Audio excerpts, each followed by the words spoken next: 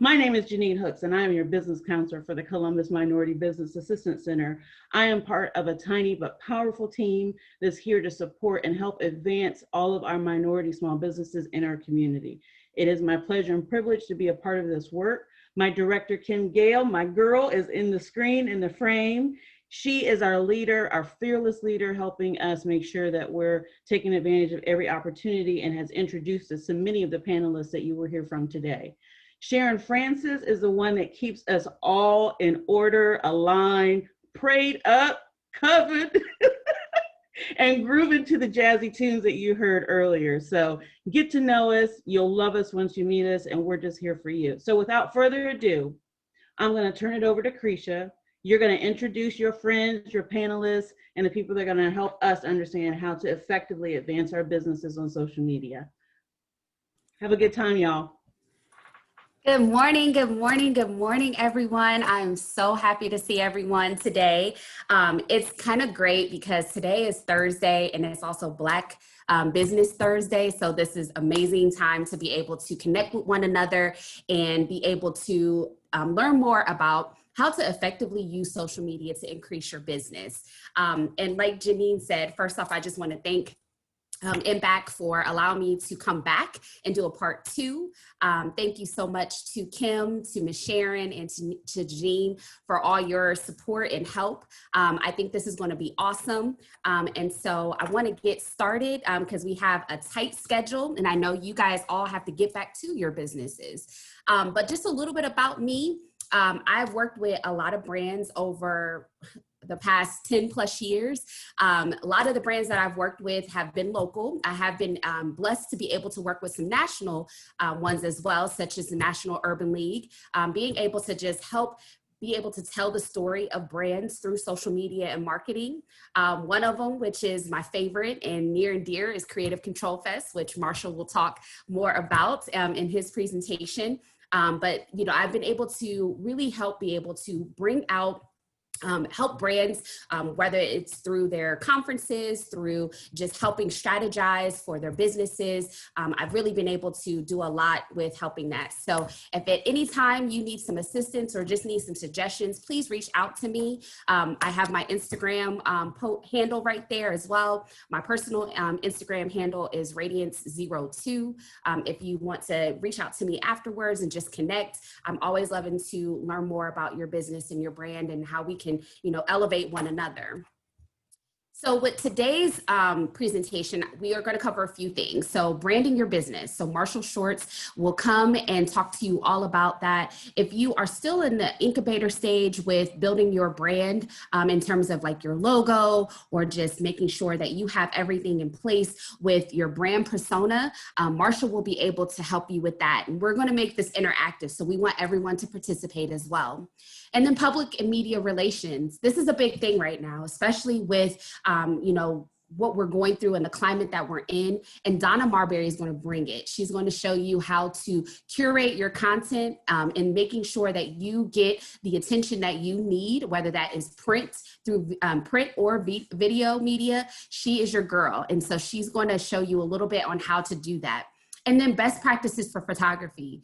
We know that, especially with social media and Instagram and Facebook, we know that photos are king. And so we want to be able to share that with you. And so Jaron is going to show you best practices and how you can be able to maximize on your photography, your photos, and how you can blend that in with your content. And then we're going to do some Q&A. We're also going to try to do a little breakout session if we have time as well, but we want you to be able to ask all the questions you can because Marshall, Jaron, and Donna, I had to call them up and say, hey, I need y'all. So them giving us their time is, you know, something that I really feel like utilize them. Ask all the questions that you can. So before we get started, a couple things I want to do. I just want to be able to kind of just break out an icebreaker really quick. I want to be able to, for all of us to share, you know, our business, because definitely, you know, we want to connect with one another. And then also, you know, put in the chat, you know, your Instagram handles, your social media for your business, definitely being able to share that information. So if anybody wants to get started, just kind of sharing what their business is and who they are, we just want to know who's who's in the room today. So if anybody wants to start off, just kind of introducing themselves. Panel, I'll introduce you guys in a moment. So let's see who's in the room, if anybody wants to get started. And I see some people not on the screen. So if you, don't be shy if you want to get on the camera. We actually can't join on the camera. It says it was stopped by the host. Oh, okay. Let's see. See if we can get that up.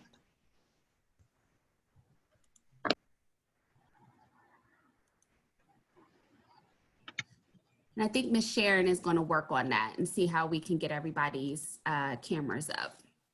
But in the meantime, if anybody wants to kind of share their, just kind of their business, this is a great opportunity to do that.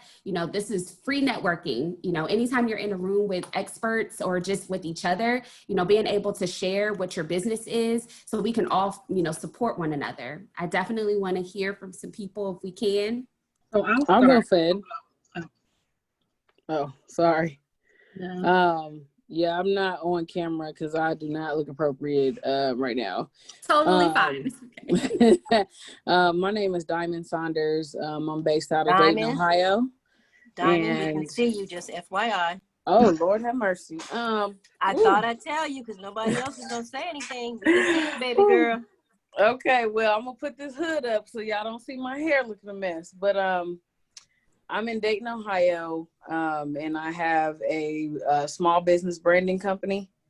So I just do like t-shirts, if you want like coffee mugs, cups, bags, if you work in a barbershop, just, your aprons, your smocks, cups, coasters, different things like that. So I just do small business branding for other people, and I can ship them wherever you want them to go. It's just something that I was just pretty passionate about. I went to a wedding show and noticed that everybody there didn't really have their own personal branding other than business cards and maybe like a rack card. And I'm just like, people should be able to represent their brand at any given point in time, all day, every day. And it's really expensive to do that. So I have, great rates for people to be able to brand their own business, make decals, whatever that they need for a reasonable rate. So that you can just definitely capitalize on a business that you want to have. And Diamond, don't forget to add your social handles in the chat if you can, please, so Okay. that we definitely make sure people support. And then I heard someone else said they would go next. Me, Miosha. So my name is Miosha Huff. I am the owner of CNC Events and Bartending. And what that is we cater weddings, special events. We also have bartending, and I provide rentals as well. So like tables, chairs, linen, backdrops, some graphic designs, photo booths, things of that nature for people to rent at their wedding at a very cost-effective price.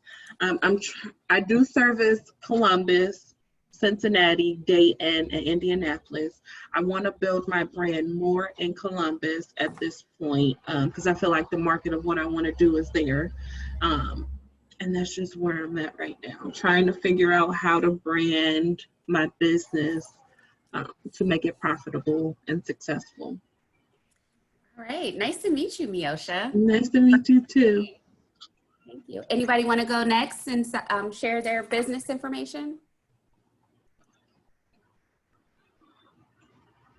Uh-oh. Okay, Tina, I don't know if you're talking. We can't hear you.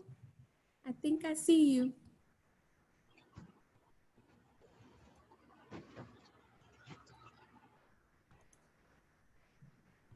Uh-oh, she's still talking. She's muted. I think you're muted. Let's see. There, I was going to say, it says the host muted me. Excellent. Good morning, everyone. I'm Tina Diggs, and I am the owner of Be Intentional LLC, which is a career and life coaching business. I've been in business a little over 2 years, but I have been in practice over the last 25 years of the various roles that I have been in. So chose to roll it out and to really monetize just my experience in the work that I do. I work predominantly with women and helping them to gain clarity, to elevate, negotiate, and to determine their next as far as position in career and in life. I'm excited to be a part of this session to learn more about branding, really trying to determine. I could have a lot of content, but not sure as far as the amount of content to place in the posts that I have within social media, and to gain, provide information, but gain clients at the same time. Perfect, perfect. Very nice meeting you. And make sure you have any social handles, please make sure to put those in there. And Definitely will do that.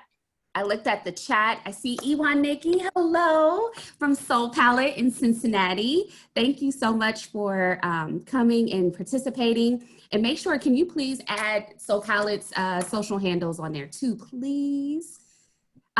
Before we go on, last call, anybody else want to share their business before we go on? And just make sure throughout the chat, throughout this session, please make sure you put in the chat your social handles. You know, we definitely want to make sure that we're sharing and networking with each other throughout the session. And so kind of, I don't know who all was able to attend the first one. And so that is actually recorded and is located on Impact's YouTube channel, in which I'm gonna ask Kim and Ms. Sharon if one of you could put in the link to recap of part one, which I think is it was a really good session.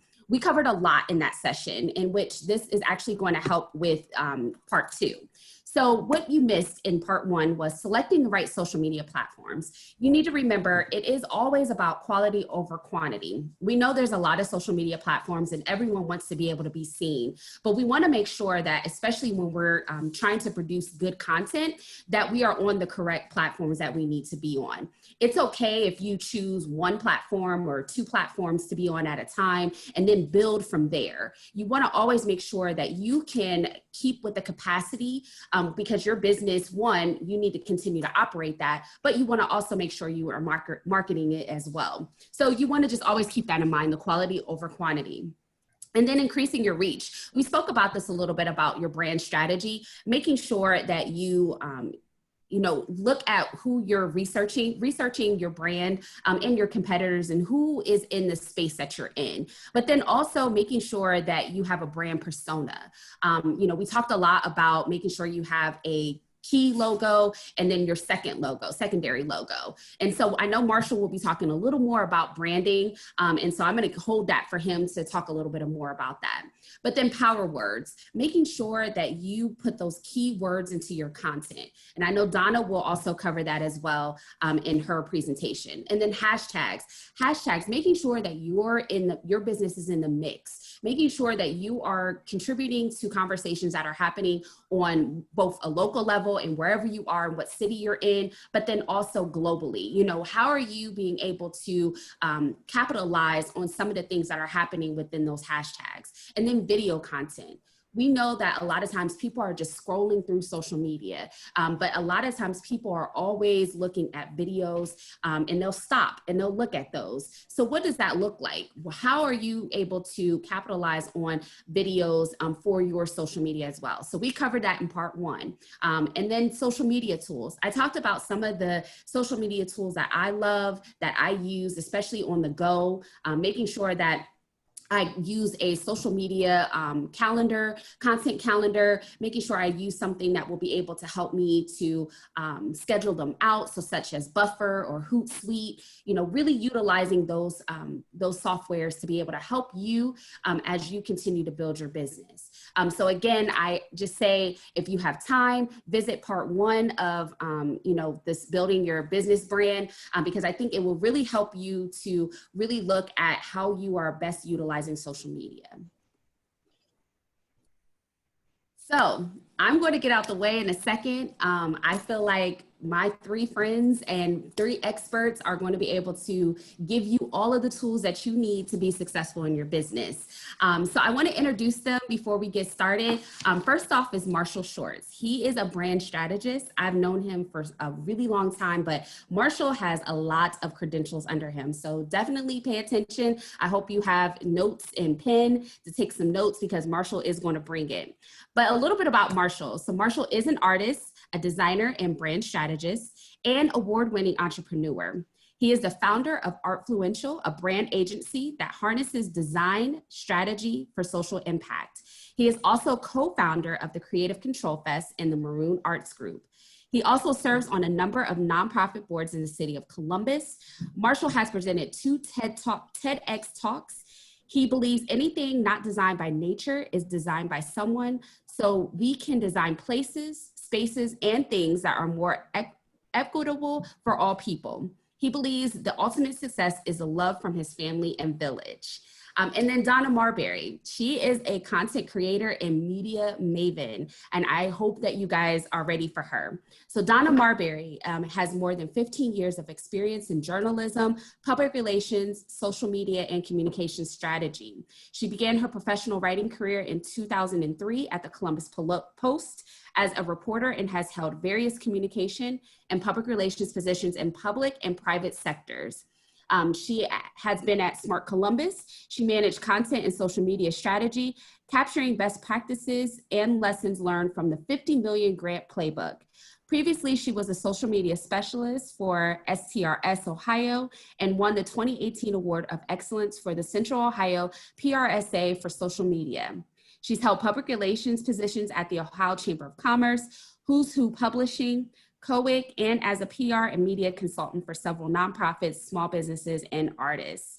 Donna has a master's degree from the Medill School of Journalism at Northwestern University, where she received the Bernard Gordon Entrepreneur Award and a bachelor's degree in English and professional writing from Wright State University.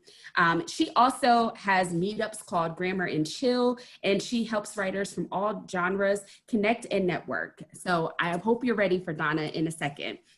And then finally, we have Jaron Murphy. Jaron is a photography expert, which he will come and show you a little bit about how you can build your brand through photography.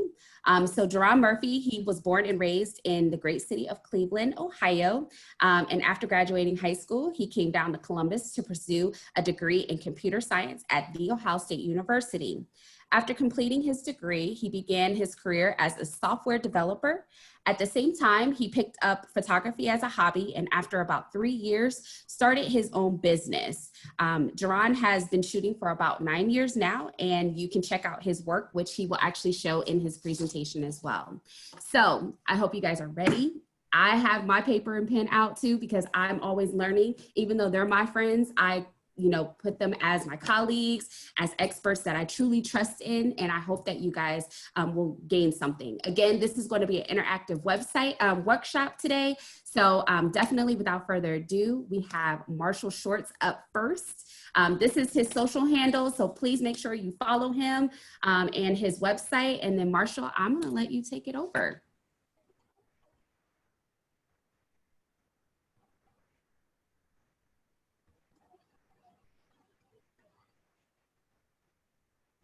I think you're good, Marshall. Okay, it wasn't letting me unmute first. All right, how's everybody doing? Good, okay. How are you? Good, okay, somebody responded. I grew up in Black church, Pentecostal, so I'm used to like call and response. And I know like that's a little harder to do on a Zoom call, but if you go down to the bottom of your screen and hover over reactions and you click that little smiley face, if you hear something you like, just hit me with the clap hands or thumbs up or the heart, and I'll know you still with me. Is that cool? If that's okay, say amen. Yes. No. Amen. All right. All right. All right. Let's get started. So my name is Marshall Shorts. As Currecia said, I won't get into my bio and all of that. I'm a lover of people, and art and design and community. I have an agency called Artfluential. Actually, the URL, the Solo Theory is an older URL. It's artfluential.com. you know, if you want to get to my website and see that, you can go to artfluential.com. But what hope today is to really grow your understanding, or a deeper understanding of what branding is and how that kind of plays with your products and services, and hopefully have some dialogue afterwards or once we break into the groups. So I'm not going to get in too heavy into design and things like that, but you'll see why.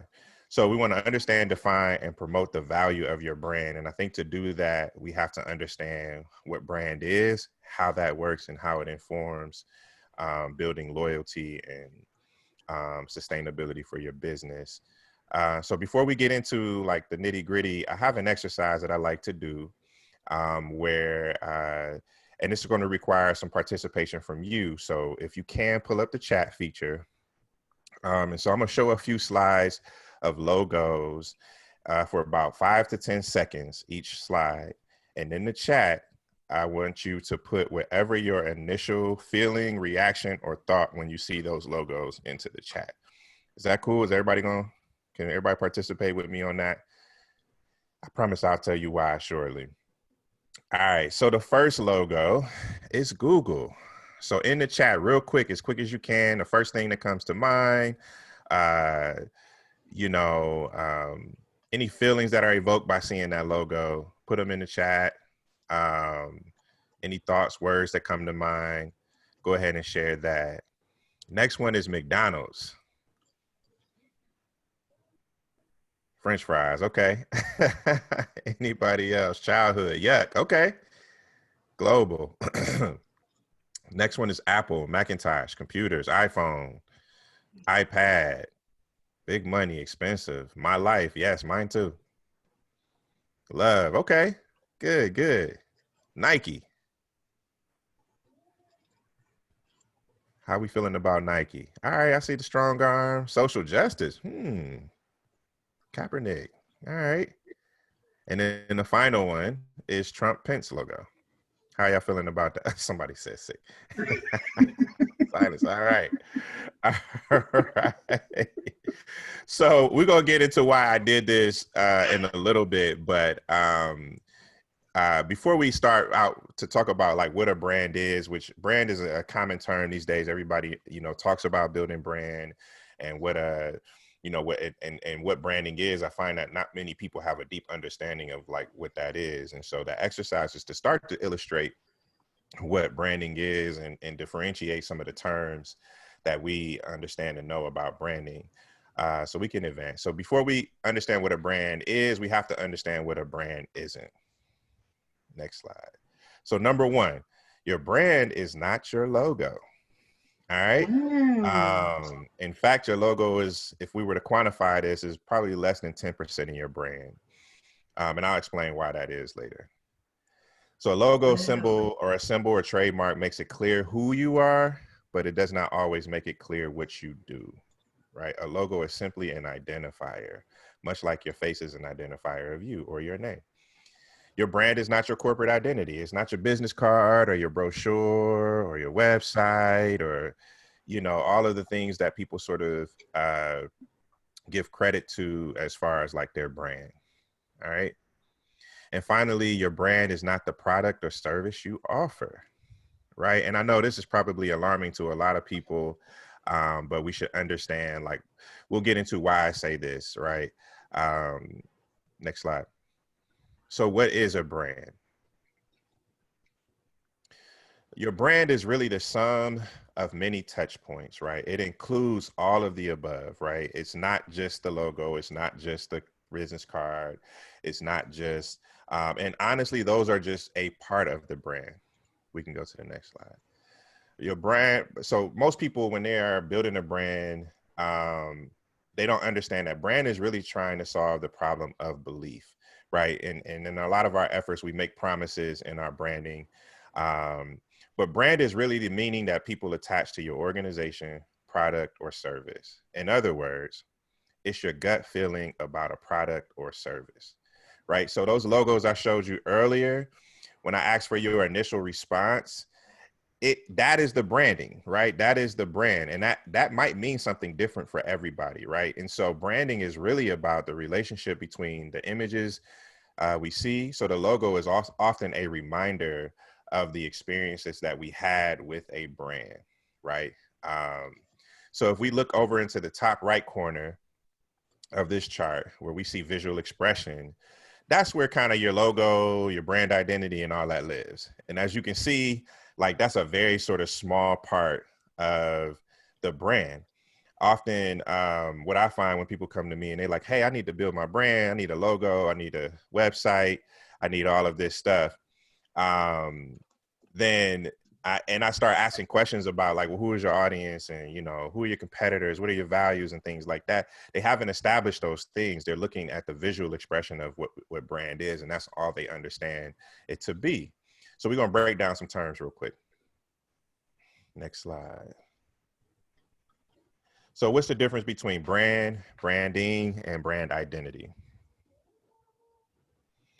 So real quick, a brand is the meaning that people attach to your organization, product, or service. So like some of you said French fries when you saw McDonald's, some of y'all said, yeah, I know some of y'all was lying, and some of y'all probably hit McDonald's this morning. Because I know, you know, I hit McDonald's every once in a while. So everybody's gonna have a different experience with a brand, which is okay. But often that logo just serves as a reminder of the experience, and that interaction is what your brand is. The branding is the management of that brand's meaning, right? That's the interactions. How do, you know, what's your customer service like? What's the experience people have with you, your product, or your service? Your identity is the sensory elements that are used to identify a brand. That's where you get into your business cards, your website, your brochure. And then your logo is just a simple mark that identifies the business in its simplest form. Emphasis on identified, right? It gives it a face, so to speak, but it's often just the entry point to your brand. Identity. So your brand identity is anything that can identify your brand, and that includes your logo. So if we look at Rihanna's Fenty brand, we can start to see how like identity starts to inform like who her audience is and the product in a very sort of simple way. Thank you, Currecia. I can control the slides. I didn't even know Zoom could do that.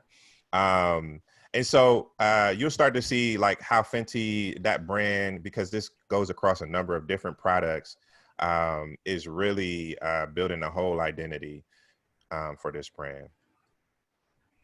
So elements of a brand identity often include your logo, your color palette, your typographic treatments, you know, graphic elements, different logo lockups. I know Currecia mentioned having a secondary and tertiary logo, the typefaces you use, really the consistency. And some even go as deeply into sound, touch, and smell. So if you walk into, every time you open your Mac, you hear that hum, or I forget what the Microsoft one is because I'm a Mac user, but often when you go into certain stores, it has a smell that's consistent, right? All of these sort of sensory elements inform your brand. So branding, again, is the management of that meaning. This is where customer loyalty, recognition is built. This is where credibility is built. This is what gives consistency and confidence to your brand. And this is often what people mean by brand equity. This is what attracts and sustains and keeps patrons coming back. This is where you build trust. And then there's all kinds of types of branding, right?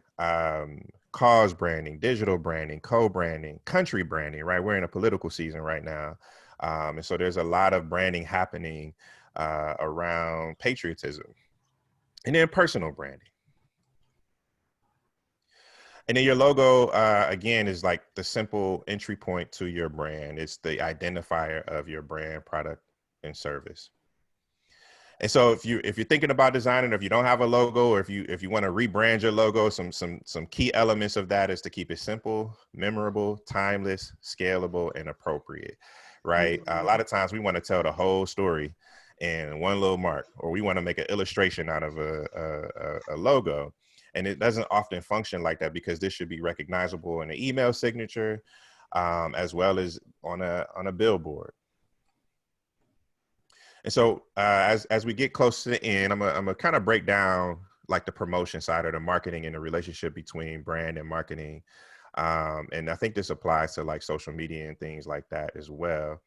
But marketing is about strategically placing the message, your brand promise, in the right place at the right time to convert, potential prospects into customers. And I'll break this down a little more. Branding is about making connections, building trust, and nurturing those relationships to build that loyalty and keep those people coming back. So we can imagine marketing is like putting on your best dressed clothes to go to happy hour to attract a new partner, right? You are putting your best face on, right? And this is where a lot of lying happens, right? Because a lot of people try to use marketing to sell a brand that's not really true, right? And then it works, the marketing works, but then they come home with you and the house is dirty, right? And so if we start to think about this relationship between marketing and branding, we start to understand how these work. Branding is more like nurturing. It is now you're in a relationship, right? And you are nurturing that relationship with this client or with this customer. And so we can think about branding as like the long term, you're in a relationship, all of marketing started to work. So if we think about the relationship between marketing and branding, we could say that without marketing, we might not meet that person in the first place, right? So you have to promote and get out there and touch people. But without branding, we might not be able to hold on to those people, right? And so that's the nurturing aspect of, the brand relationship with marketing. And so simplified, branding nurtures, marketing attracts, okay? If you don't take anything away from this, like remember that relationship and how that works together. And so some key takeaways, and then I'll be out your way, is to think again, your brand is not your logo or brand identity is the sum of many parts. Think of it as your reputation, and really brand management is reputation management. Branding is the gut feeling about you, your product or service. Again, when you see that logo, if there's an experience that has been had with that brand, then what is that feeling? What is that experience? What is the thing that comes up? And branding is how you manage that. Branding is not what you say it is. It's what they say it is, right? Google probably doesn't know what each individual person feels about them when they see that logo, but I can almost guarantee it's a different feeling. If you ask a group of 10 people, you might get 10 different answers. And then principles of a good logo are to make it simple, memorable, versatile, timeless, and appropriate. And that applies to the rest of your identity as well, your visual expression. So some things you might want to do after this conversation to kind of get, if you're not clear on that and what people think, is to take a look at some of your favorite brands and see if you can identify what feelings arise when you talk about them, see them, think those come from? Why are you associating this kind of meaning with this brand? And then if you want to get into surveying your network, ask 5 to 10 people in your personal network these 2 questions. How well do you know me on a scale of not at all to best friends? And then 2, if we were at a party and someone asked you, so what is so-and-so like? What would you say? And so-and-so could be your brand, your product or service. And write those responses down, look for the commonalities, and this will help you get a better idea of your branding. And we can move past this slide. Thank you.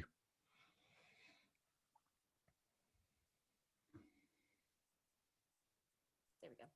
All right, I know that was a lot, but Marshall, thank you so much. Any questions for Marshall before we move on to the next person, to our next presenter? I know it was a lot. How many people, actually, let's do, I know the raise of hands. How many people feel like your brand, the brand that you currently have right now, your branding logo is timeless or memorable? How many people feel like their logo it reflects your business and helps you to, and is appropriate for it? Does everybody think that? Yes? Okay. Good. Okay. I see Diamond. She said, I do. Okay, Miosha, you said you could change yours. Okay. Yeah. Okay. Well, we hope that, definitely the things that Marshall was mentioning will definitely help you. If we have time today, hopefully we do, we will try to do a breakout session where, you can ask some more critical questions to Marshall in terms of as you're thinking about your brand, if you are curious to maybe think about, adjusting it or changing it up, or even, just having some questions about your current brand, Marshall will definitely be able to assist you with that. Yeah, and we just touched the surface, so Yep. definitely reach out to me after this, and we can talk more about that in depth. So thank you. Absolutely. So Donna, where are you at, girl? I don't see you. Hopefully you're up here. Okay, you're on mute. Oh, let's get you off mute. Hello. There you are. Okay. So Donna is up next. Definitely make sure you follow Donna on Instagram as well. And then Donna, I think I gave you control of the screen as well. So you are all set. I am just excited to be here today and being on this panel. Just want to let you all know, I utilize all the people on the panel. So my photo that you see right there is by Jaron. I've had several conferences and consults with Marshall and Currecia on social media and branding through this year. And so it's important to understand all of these things that we're talking about, but it's an evolving thing, right? So your brand evolves, your public relations and content evolves, and even your look evolves. And so I know Jaron will get into it, but it's every year, a couple times a year, get some professional photos, allow these things to evolve and these things to learn. It's not a static thing. So let's see. All right, so today we're going to talk about public and media relations, specifically for new businesses. I know I was originally supposed to talk about content, but I really think there's some foundational things that you need to understand before you start building out content, and it will make your content creation a lot easier. What Marshall is talking about, I'm definitely going to add on another layer of what he's saying. And if you have these things in order, the social media and the content creation part becomes easier because you know who you are, right?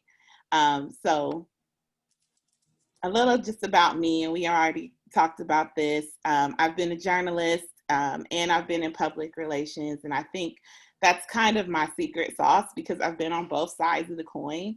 So I know how to talk to media, but I also am out here writing stories as well. So I know what people in the media, I know what public is looking for. I've got a couple awards. I'm also a writing coach. I have this cool meetup group for writers of all types, creative and non-creative, called Grammar and Chill. I'm a mom. I have a 6-year-old. He came in here while Marshall was talking, so you might meet him. I present that when I'm dealing with people.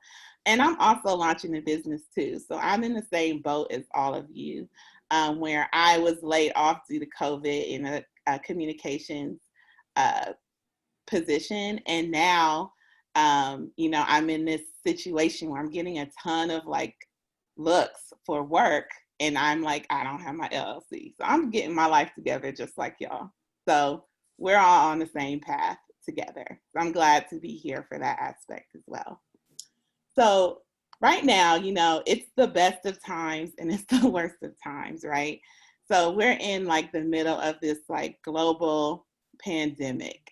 Nobody can really predict what's going to happen. We are dealing with a lot of social unrest due to all of these issues that have been in our community bubbling up at the same time.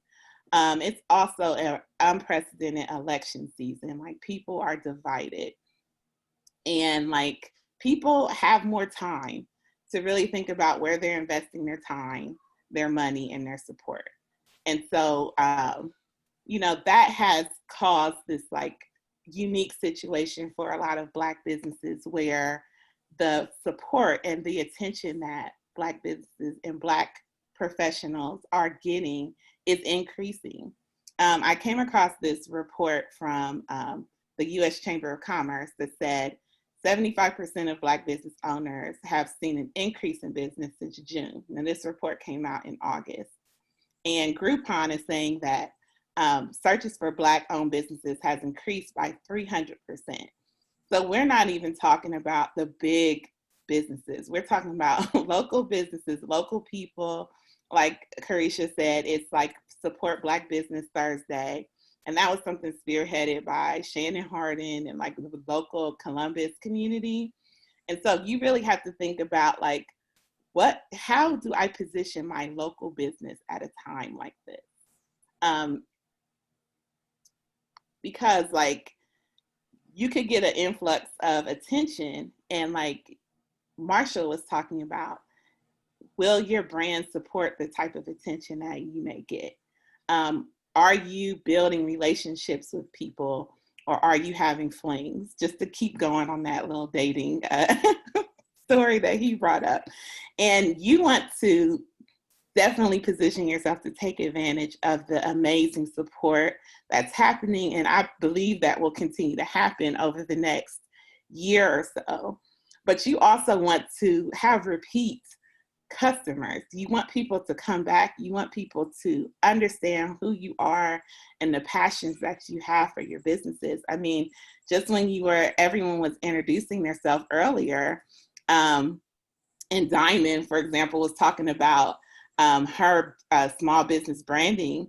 She's like, I seen the need for my business. Like, she's not just doing it because she don't have nothing else to do. It's like she sees that her value is needed within the community of people she wants to serve. So she's like halfway there. She knows her audience. She knows her value. So those are the type of things you have to think about, even when you are getting like a lot of attention. And ultimately, like, media and public relations can make or break your business. So you really have to be prepared for, the possibility that you could be opening your doors and a reporter shows up. And it's like, whoa, it's still dust on the counters. Depending on the type of business you have, if you're a caterer, someone from the media could be at your event. You could have a disgruntled customer who can get on Yelp and trash your business. All of this is public and media relations. So before we get to like creating content, let's make sure our ducks are in a row. So if and when all of these situations occur, you've created a strong enough brand to kind of weather, whether it be an increase in business, an increase in attention, or maybe some negativity that might come your way. So we're going to talk about public relations a little bit. And just to like give you this is a term that people come to me and say, like, I need some public relations. And once again, I have this kind of dialogue with them, like, well, what exactly are you looking for? Like some people will see like, oh, I seen you had a client on the news. I want to be on the news. And it's like, well, we have to nurture that client to get to that place and strategically plan for that to be a good position for them to be in. Some of the people I work with, being on the news is not a good look for them. Like, it wouldn't add value to their business. It could waste media time. So you don't want to, I think we skipped ahead once. You don't want to waste time with the media. You want to be in a place. I'm like skipping all the way forward. Let's see. Currecia, can we go back to?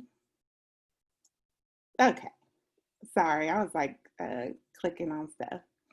So yeah, we want to make sure that you kind of have these ducks in a row, and like you're making these considerations before people start creating the story for you. So public relations, a lot of people will put energy into their business plan. So they'll put a business plan together, some kind of internal plans, but the outward facing plans are just as important. And you want to have a plan on how you're presenting yourself to the public. So you want to think about the volume and the quality of clients that you're attracting. So I've had a couple of clients who work in like the beauty or food service industries, and they will go on like a Groupon or a Live Social offering a discount, like, oh, I need people in the door. Well, you might get a volume of people in, but is it the quality and the type of client that you're looking for? So I had a beauty salon that I was working with, and they did this whole like Groupon for waxing, right? And I mean, they just got a bunch of angry people in there, like, you're not waxing quick enough. And I'm like, okay, so you have this process. It's like very delicate, takes time. You're nurturing. It's an intimate, service that you're offering. It's not a volume-based service. Like, you cannot wax 30 people in a day. So it's like, think about the type of client that you're attracting. You also want to, right, and is that the volume? Do you want volume, or do you want that person that's going to come once a month for the next 10 years? So think about that when you're trying to boost business through some of these like social media or discount websites. Is your business online or virtual, or is it in person? If you have an online business right now, you really need to invest in the online experience. And we've seen this with a lot of restaurants who have been like thrown into this virtual space due to COVID and restaurants not being able to be open. There's a lot of restaurants, if you follow like the Ohio Restaurant Association, they're kind of panicking right now because like they're doing great over the summer and they have these outdoor patios, but it's like winter's coming, and we know winter in Ohio is real. So it's like, can't sit on the patio forever. And they're kind of panicking. The businesses that are thriving are the ones that have an easy, great online experience that's mobile ready and easy to use. And that is part of your public relations, because someone might go on your website and they might click 2 times and be like, you know what? I'm going to Applebee's. I can't deal with this. You don't want to be in that position when you're losing customers before you can even meet them because your online experience isn't ideal. Same with a in-person brick and mortar company. Customer relations is a part of public relations, right? So if you have staff who aren't trained to be extremely patient and nice to customers right now, especially, it's going to echo into your public relations. An example I'll give is I went to a soul food restaurant on Juneteenth. Now, Juneteenth, it was popping, like all the restaurants were full of people wanting to support. And a lot of this was driven by Facebook. Facebook was like, there's this Facebook group called like Columbus Black-owned businesses. And it's like 50,000 people on there. And they're just like driving all these people to these businesses. So I went to this soul food restaurant, and it was like 2 hours late. Like I ordered fish and greens and like macaroni and cheese. But those people were so nice. They were so nice and patient, and like handing out cornbread. And it changed the whole experience for me. Like from, waiting 2 extra hours for food to being like, yeah, the food was good, but the experience was so much better. I followed up on those people's social media, and everyone in the comments was like, this was such a great experience. Such and such was so nice. We support you, even though we had to wait. We'll come back another day. That is public relations. Like that is providing a great experience that speaks to your company and your brand. You also want to make sure in an online sense that you are claiming, before we move on to Yelp and Facebook, let's talk about delivery and local options. And so a lot of organizations right now, you're dealing with local and national delivery issues just based off of some of the volume of delivery that's happening and this alleged slowdown of the post office that's happening. And that impacts the way people talk about your business. So you may have a great product, great relationship, all of that, but they waited 2 to 3 more weeks for your product to come in the mail. People may get online on Facebook, on Yelp, and leave reviews saying like, oh my God, this took forever. It might even be in your inbox. I have a few clients right now who have services or products that they deliver, and they're dealing with that. You know, one thing I suggest to them is like, create a local delivery, number one. So it's like, hire someone or yourself if you have time to actually go drop stuff off at people's houses.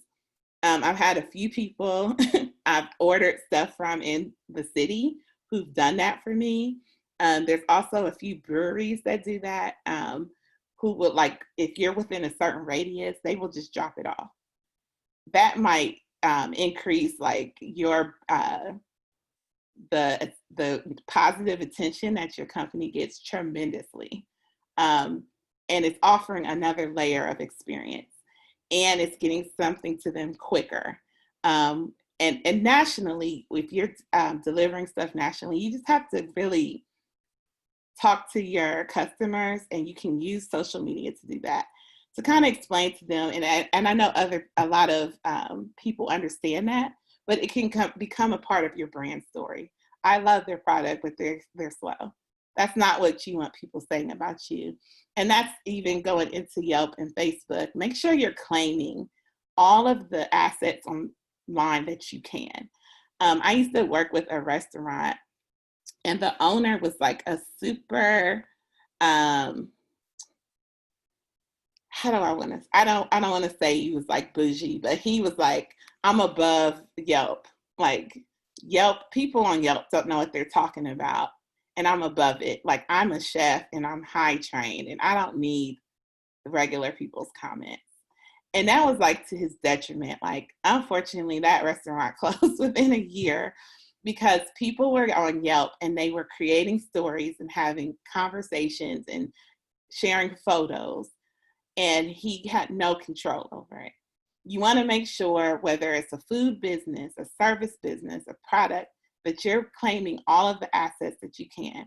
I personally don't use Facebook for branding, but I own my Facebook for my business, just so no one else can own it and go create a story that is not mine. So across all the platforms, even LinkedIn, which is one of my favorites, make sure you're owning everything. So here's some strategies to deal with some of those considerations. So identifying some primary and secondary audiences, and this is a very detailed process, but I'll give you just a quick and dirty way to kind of do this. Your primary audience is the people who are easiest for you to contact and stay in contact with. They're your repeat customer. It may not be like the people you actually know. So like your family and your friends may not be in these audiences because they're going to support you, but they're not like the person that you have to kind of market and like build a relationship with. But you may have someone who, is always liking your pictures, who's always sharing, oh, I went to this restaurant, or I had this experience with this and it's great. That might be someone that's a part of your primary audience. Your secondary audience, you may have to invest some more time and money to attract and attain them.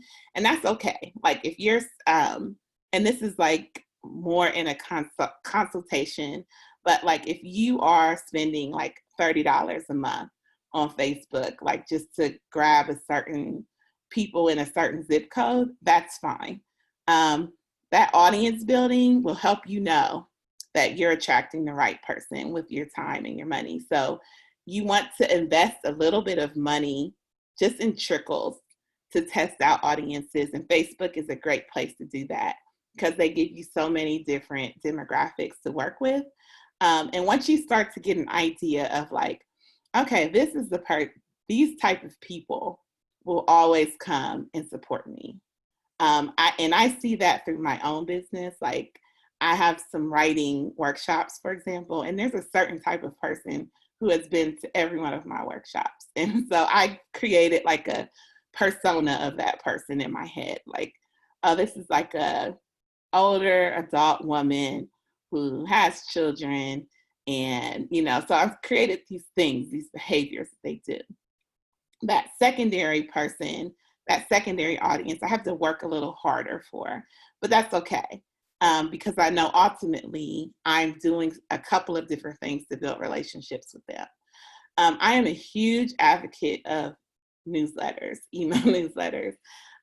There are several ways that you can do this for free. One is MailChimp. One is Constant Contact. If you have under a certain amount of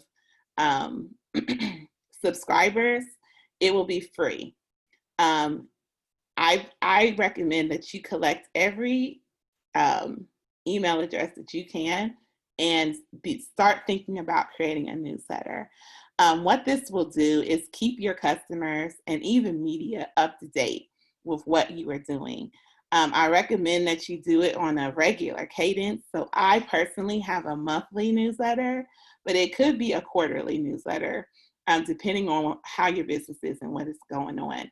Some of the most effective newsletter marketing I've seen has been with people with like less than 500 emails. You don't have to have a ton of people following you in order to be effective. You just have to be able to talk to them in a way that gets them to move on your business. And so that's a really important part. And I think like if you walk away with nothing, I always, in every job, any situation I'm in, I always suggest email marketing because you own those contacts, right? Social media, Facebook could go offline tomorrow. Like they don't owe us nothing, right? And we've seen this happen. I'm older. I'm a little, older millennial. I've seen MySpace come and go, and that affected a lot of brands, a lot of creative people. Like there's a lot of like content creators and musicians specifically that did not bounce back from MySpace going away. So like you can grow audiences on social media. Black Planet as well came and went. So you can grow these audiences, but you don't own them. So like just be really cognizant of what you do own. You can own an email address. Like most of the time people will have an email address and they won't change it. So like that is your direct link to talking to them. So I really highly suggest starting a newsletter. Also like direct mail. So if you have a business that is service oriented, or like a health services or spa type business, beauty business, think about direct mail. It's still very effective. And like we have people that are home now. So it's like people may be spending more time thinking about like going through their mail. I am not opposed to like the Val Pack because I open that Val Pack every time I get it. Like that's just me because they say like there might be $100 bill in there. And I'm like, no, I'm gonna throw this away. No, I'm gonna see if it's $100 bill in here. So it's like people check those things. If you're looking for like someone to clean your carpets or roofing, like depending on the type of business you have, it may be valuable for you to even like look in to see like, is this a good place for me to, to invest my money in getting attention for myself? Just think about it. You also want to think about like drop-off places. And so like social media, like I said, is great, but there are a lot of people who do not utilize social media for local services. So you want to think about churches, businesses, community organizations. Over the summer, we've had a lot of, even with COVID, we've had a lot of like big events like the African American Walk. And you want to think about like, how can I bring an experience to that? It may be a drop off. It may be like a virtual, like flyer that you give them. I have a client that I'm working with right now, and she's doing like a Zoom tour with people's like staff meetings, because everyone's having meetings online, and she's promoting an event. And I'm like, let's do a Zoom tour. Let's do like 10 minutes. Let's drop in people's meetings and you talk about your event. Be creative, but there are still large gatherings of people either virtually or offline that you can still like bring your brand to. And then also influencers. So like a lot of time people think of content or marketing influencers and they immediately think like Kim Kardashian. There are so many like small influencers within your community that you can use that will really help grow your business. And so it could be like your cousin that's just popping. Like we just know people in life. Like my cousin is cute and people follow her online. I'm going to give you a free meal once a month and you going to post it. Or it could be just like your favorite customer, like my favorite customer, and they're not online, but I'm going to give them coupons and I'm going to give them something to talk about my business. So think about micro influencers, people you know who just know a lot of people or speak well or highly of your businesses. You can create like a little influencer campaign to help spread the word, and you don't have to spend a lot of money doing that. And I'm going to move a little quick. I know I'm taking a little time. Media relations. So like I said, a lot of people see businesses, see things in media or in print, and they're immediately attracted to that. Like, I want that. But you want to make sure you're ready for that. You don't want to be in a situation where you bring a lot of attention to your business and your business cannot handle that attention. You run out of product. You can't support it just physically. You don't have the manpower to support it. So this is a business issue. Media, you can say no to the media. You can say, no, but let me add you to my email list. You don't have to say yes just because a reporter calls. And that doesn't say anything bad about you. But before you even get to that point, you want to think about, what is your story?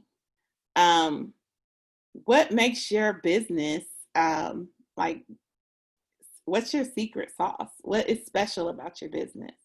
If you don't know that, and if your staff doesn't know that, it's going to be like really hard for you to even have a conversation with the media. So it's like, I'm going to give you some tips on how to create that story in a second, but that's like the first kind of consideration.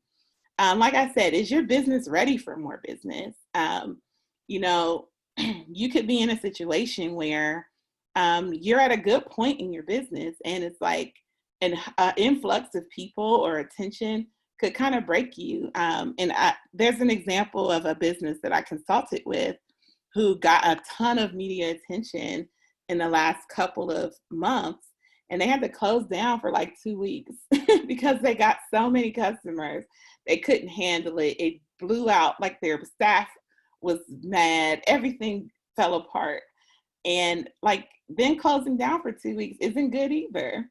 So it's like, what kind of relationship is that? That's like getting ghosted, right? Like you meet somebody, they great, and then you don't hear from them for 2 weeks. You don't want to do that either. You want to make sure your staff knows your talking points. Like, what is this business about? Why are we important? Where are we on social media? How many, like I've been in businesses like, oh, what's y'all's handles? I don't know. Everybody needs to know social media handles. Like they're representatives of your business. The location, you know, is your location, does it look nice? You know, are you bringing cameras there? Is it quiet enough for a reporter to do a story? All of these things matter when you're talking to the press. Do you have notable customers? You know, one of my favorite local influencers in Columbus is the Buckeye guy, right? Like the guy who wears the cowboy hat and he has the like Buckeye cape. He will show up at your business and like promote. He probably charges, I'm sure, but like he has his car, like people know him, he's nice. Do you have a customer who's like excited about your business, whether they're an influencer or just someone you know? If you have a media story coming up, like bring them, like have them talk about your business too. And is your business shareable? Once again, do you have all your ducks in a row? No point of being on TV or on the radio and you don't have your Facebook looking good or your Instagram or your website. So have all these ducks in a row before you even start talking to the media. And then finally, here's just some bullet points on how to write a bio or a brand story. And if you start here, these can serve as talking points, but also like things that you can share with your staff. This will help you to start thinking about your content. So what are you doing currently? How did you get here? What's your background? I love reading people's story when they be like, I'm like Jaron said, I'm born in Cleveland. That gives me a whole mindset of like, okay, that's the type of person I'm dealing with. So be okay with who you are, authentic, your origin story. Like write that out, actually write it, whether you share it or not. But that could be a piece of social media content. You know, Marshall in front of the Cleveland sign. That gives me a whole idea of like, okay, this is the type of person I'm working with. What's your secret sauce? What makes your business better or unique?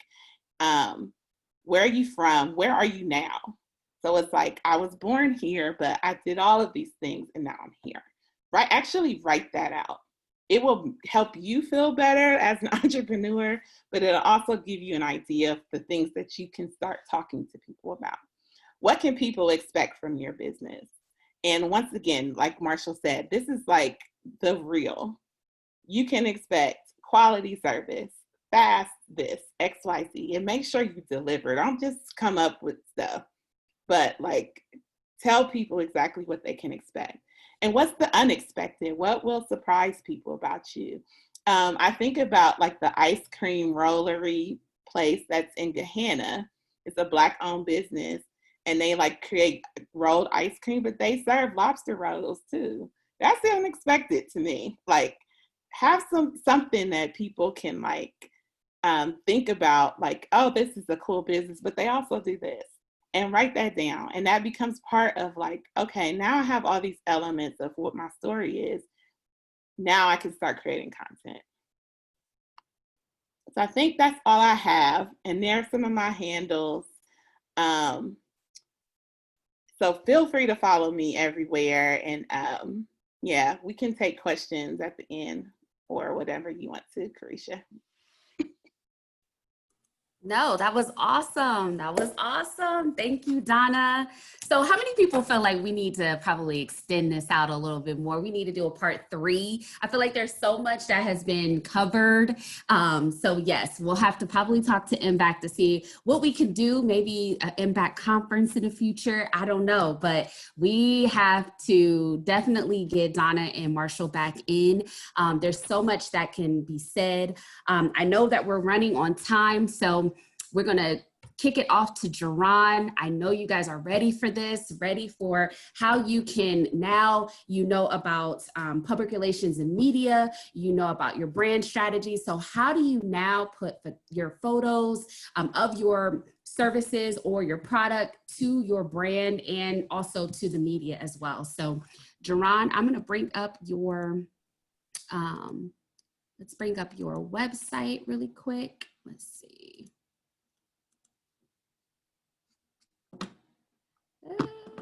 Jaron, are you? There we go. All right, so Jaron, can everybody see my screen? Everybody see it? Jaron, are you good? All right, I think I gave you control. You are all set. Right, so I'm going to head over to the headshot section now, probably the best start there. But man, wow, just, you know, I don't even know how to follow up with Donna and Mark. Amazing job. You know, I'm going to keep it brief, so then that way we can get over to our breakout sessions. But I'm just going to talk about, you know, when we're talking about your brand, just the photos, the actual visuals. You know, how do you want to present yourself visually, and you know, just give some best practices as far as quality, relevance, keeping things simple, making sure that you know, you want to show the best version of yourself when you're branding yourself. So one of the biggest things I think we want to talk about when it comes to photos is high quality. And that's where, you know, if you're a photographer yourself or you're familiar with the camera, that's great too. But, you know, sometimes a selfie from a cell phone just isn't going to cut it. You know, you can tell the difference between, you know, your photos from a cell phone and a professionally done photograph. And so you want to keep that in mind when you want to build a website, or you want to create a flyer, or any other type of content that you're presenting for your brand. You want to make sure that you have high quality photos, high resolution photos. And that goes into also knowing where these photos are going to. So, you know, if you're on a website, you may not need a certain resolution versus print. So you want to keep that in mind as well. And also understanding that if you do have like a print photo, that might not always translate well to the website, and vice versa. Grabbing a photo from a website and trying to print it out into a flyer or some type of handbill, you know, that might translate badly too. So you want to make sure that whoever is dealing with your photos or dealing with your graphics, that they understand the resolution of those pictures. I think another big thing that's important in your photographs as well is showing emotion, showing who you are. You know, like I always tell my clients when I'm taking their photos, smile. You know, even if you don't feel like your smile is the best smile, trust me, like showing teeth, just showing a grin, showing a smile really elevates your photo, and it really connects with other people when you do have that smile. And it even goes for whatever type of message that you're going for. So if you're looking for something a little more serious, or, you know, if you're working out and you want to give that grit, you know, show those emotions, because that's going to really show in the photos and translate well. And I think a next best tip is keeping things simple too in your photos. You don't want to have a lot of things going on. You know, you don't want to be cluttered with, you know, there's a cat in the background, and then there's like, I don't know, kids running around, and then you got construction going on too. You want to keep things simple, keep things very clean and cut. So focus, you know, you want to figure out what is the subject of the photo. So if it's you, make sure that you're the main point, the main focal point of that photo. If it's, you know, if you're doing cakes or whatever the case may be, make sure you have your cakes in order, and that those are the focal point of those photos. So, and that's a big tip, definitely to have. And also, you know, when it comes to styling yourself too, I always say, always ask for help. You know, if you're great, you know, if you really great on your own style, perfect. But always ask, you know, maybe have a stylist, or maybe have a friend that kind of helps you and say, hey, you know, how did this look? Or should I go with these colors, or should I go with these patterns? You always want to keep those in mind too. And the photographer can always assist you as well. You know, I'm always great with helping people with whatever they're wearing. Or I will ask them, hey, what are your outfit choices? Because based on your outfit choices, I have locations in mind that may flatter those, you know, those outfits, or make you really pop. I know one of the perfect shots that I have is with Currecia. We coincidentally, the photo that she had when she had her, I think it was like a burgundy and green pant that you had, right? Mm-hmm. Yeah. And we found that building that had like this neon blue and orange, and so it really contrasted well with her outfit. And, oh man, those were probably like one of the favorite photos that I've taken. So always just kind of keep those in mind with your, and also, you know, if you have a certain color palette with your brand too, make sure that we can tie those into your photos, so it kind of is all consistent and makes sense. I think another, which leads into my next point, the relevance, you know, to your brand. Like, you know, if you're a cake shop, once again, going back to there, I want to see cakes, you know, make sure you have those elements, those baked goods. You know, if you're into fashion or lifestyle, you know, make sure your photos are showing that you're out and about, you know, maybe at a coffee shop, or maybe at some type of social event, and you have your best wear on. Or, you know, if you're, I don't know, let's say a lawyer or whatnot, you may want to have something a little bit more professional. You might want to be in an office of some sort. So you want to keep those in mind too, of relevance to your brand, and making sure that those are also coming through in your photos. And I think the last thing I want to really touch on is variety as well. I know we all have that favorite side we like to take pictures of, this is my best side here, or you got that favorite pose that you're always doing every single photo that, we know for a fact that is like, this is your thing. But and that's good, but you also want to make sure you switch it up a bit. You want to show different sides of yourself. You might want to switch up your hairstyle, or maybe just switch up, instead of wearing jeans this time, maybe do like a dress, do something that you might not normally do, because you might have different occasions and you might want to showcase, yourself in that particular occasion as well. So variety is definitely a big deal when it comes to that. I think lastly, I want to say with these types of practices, that can really help you on choosing the best photos for you and your brand. I think that always going with a professional photographer is like the best thing you could do. Donna mentioned again also with the how often you're taking pictures. If you're especially big in social media, if you have a large social media presence, if you're on Instagram, if you're on Twitter, whatever the case may be, we're really big on seeing you up to date. So having photos maybe every quarter or every 6 months is a thing for you, versus, if you're more in corporate life, then you can probably get away with doing like headshots once a year or so. So it just kind of depends on, your environment and what you're going for.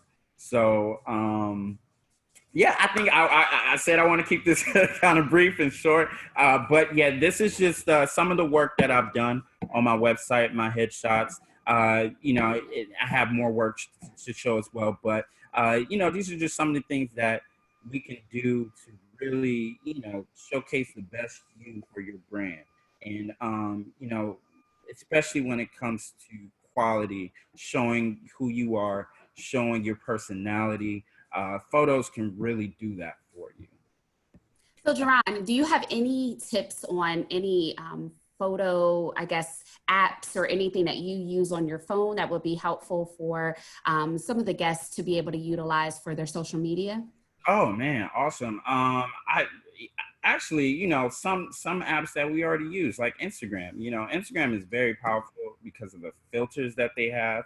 I utilize it a lot, where I will go on to the stories section, take a picture of myself and save it, so then that way I can use those photos anywhere else, Twitter, Facebook, whatever the case may be. So definitely use, I would say definitely use apps like Instagram that you already use, but you can use those for, different effects to your brand. I think that other than that, there's other apps that you can use that I have in mind that you may want to like format your photos. I know we have that issue sometimes on Instagram where you have a photo, but it might be too large. So you end up cropping, you end up cropping your shoes out, but you really want to showcase your shoes. So there's certain tools that you can use. Like there's an app called No Crop, which will take your photo and automatically format it to Instagram's requirements. So then that way you don't have to crop out your whole photo. You can keep your whole photo the same size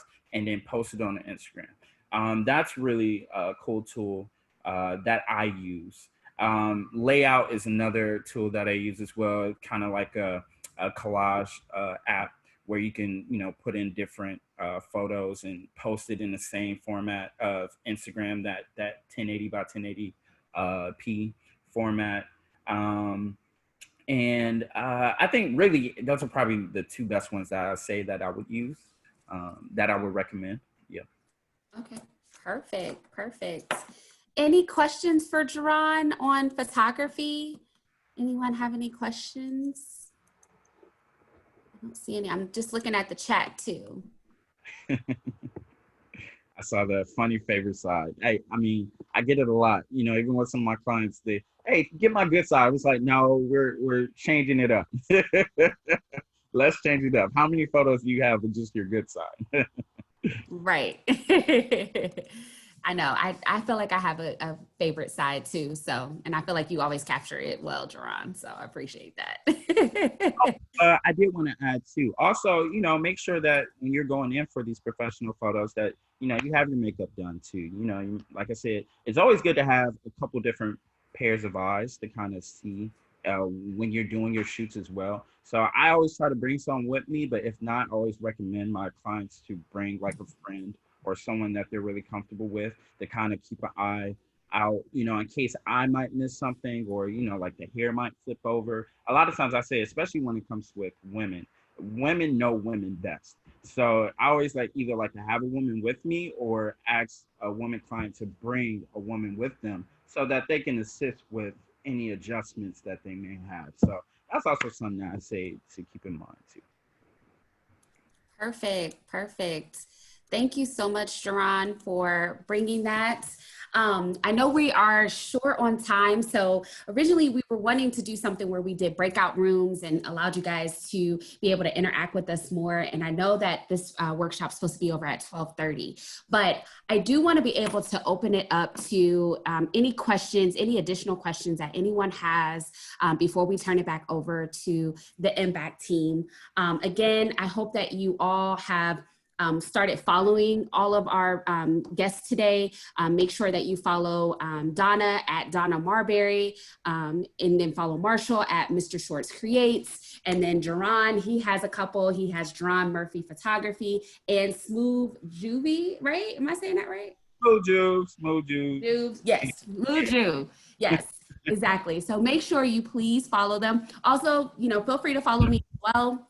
My Instagram handle is Radiance02, and my business is Convey Social.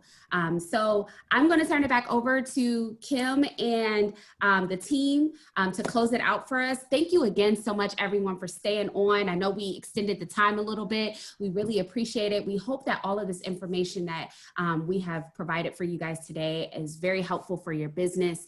At any time, if you ever feel like you need to speak with us about branding and marketing, or content creation, public relations, photography, or social media, please, please, please reach out to all of us.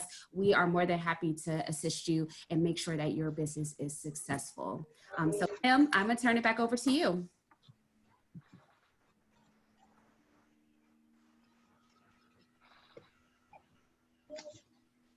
Hello, everyone. This is actually Janine speaking, and I'm not going to be shy. I have one thing for each panelist to answer. What is the most productive and least inexpensive tool as a small business owner you can give me right now? Go. Woo, good one. I'm gonna say Buffer. So Buffer is a social media content scheduler tool. I think that it's very helpful. It also helps with analytics. So if you're trying to break down how your target audience is, you're trying to see how your reach is going, expanding your reach, Buffer is one of my favorites right now. So I would say Buffer. Thank you for that. All right. Who else? Jaron, what you got for me? You have to make sure you unmute them. I will say MailChimp, which is the newsletter platform, and Canva. I love Canva, but I love Canva. I have to consult with my branding specialist, Marshall, then go to Canva. But Canva and MailChimp. Okay, good one. Thank you. What you got, Marshall? So I'm one of them people who's like, there's no shortcut to success. So like, if you can hire a professional at the thing you can, because you're either gonna pay with time or money. So that's first and foremost. But I would lean to Donna. Like I primarily use MailChimp and Instagram, and then Dropbox Paper or Dropbox, and I'm migrating to Notion as a project manager. So you can build wholesale CRMs and those things. But my go-to tool is Dropbox. That's like part of my ecosystem every day. So I'll say Dropbox. Okay. Listen, respect on reminding us that you get what you pay for. I am totally an advocate of that. I advise all my businesses to, the amount of money you spend on your marketing and branding is a value you place on your business. So I'm all for make sure you got budget to get some of these expertise in these this professional level of services incorporated in your business planning. So Jaron, what you got for me? Oh man, so because going along with Marshall, I said I highly recommend. I was like, you do get what you pay for, you know. So even if you don't have a budget for a photographer in case, I want to say that get you a tripod, get you one of those cell phone tripods that are super cheap. That way, you know, A light ring. the light ring. Yes, absolutely. You can definitely find a light ring on Amazon for a very affordable price because lighting is everything. And, you know, just start practicing taking photos of yourself. And that's a big deal. So in Instagram, using Instagram, I actually use Google Drive for all my photo needs and stuff like that. And that's pretty much free up to a certain amount of space. I can imagine that you would need to pay Google anymore for a terabyte or 2 terabytes. I'm in that realm because I deal with storage with all my clients, but Google Drive is a big deal. But I want to definitely say a light ring and a tripod, and that way you can get those shots that you really want and be able to share those either on Instagram or on your website. Beautiful. Well, we just want to make sure that we anticipate some of those questions that people were so shy. This group was shy today. They were quiet. So I'm a represent and ask those questions you're thinking about but scared to ask. I love everybody. Thank you so much. It was awesome. I got notes for pages and pages of notes. I mean, I'm ready to like fire up and get my own business started. Sorry, Kim, but a side hustle is about to happen. That's okay. That's all right. You know, we all need a side hustle now here and there. So to keep it going. I just want to just add to the fire that Impact got your back. If you're not registered with us, we'll put in our chat box how to register with the Impact services. It is a free counseling services and technical assistance. So we are here to support you through your journey. Another thing I want to point out is if you're a Black-owned business in the city of Columbus, in the Franklin County area, you can right now apply for a grant. This is not a loan. The Columbus Urban League has a grant right now. If you go to cul.org/fund, you can apply. Now it's competitive. We received about $2 million to support a grant program. There's 3 different tiers. If you're a tech company, there's different, you can read the requirements and what you qualify for. We know that this is going to at least help some of the people who have suffered through COVID-19. So we just want to make sure that that information is shared with you all. It's worth a try, especially if you are dealing with some devastation right now with your business. So we support you all. We're going to have to close up shop before the web closes out. And so thank you, Currecia, for all that you do for us, and Jaron and Marshall and everyone who are participating. Donna, thank you. We're going to have to think about how we bring you guys back on. I already got, my mind is thinking. So you'll definitely hear from us again, and we appreciate your support. And so is there anything else? Sharon, Janine, anything else before we leave? We want your feedback. Complete the evaluation at the end of the workshop, please. Please. All right, you guys have some lunch. Enjoy the rest of your afternoon, and we'll see you soon. Post it on our next webinars. Have a great day. Bye, everyone. Thank you so much. Bye.